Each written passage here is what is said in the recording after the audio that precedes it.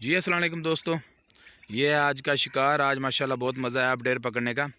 ये हमने बटेर पकड़ा, पुराना बटेरा है ये, और बोल रहा था इधर। तो ये काफ़ी दिनों से बोल रहा था, हम इसको किरक लगाते थे लेकिन ये आता नहीं था।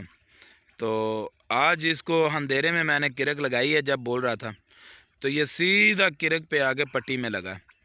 तो इसको मैंने निकाल लिया और पकड़ लिया। माशाल्लाह ये बुलार वाला बटेरा, तेज़ और मोटा बटेरा।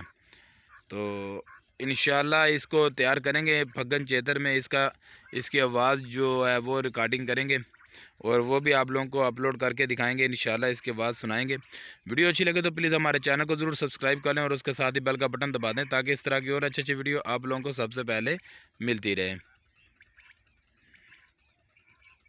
तो दोस्तों एक लाइक ज़रूर कर देना।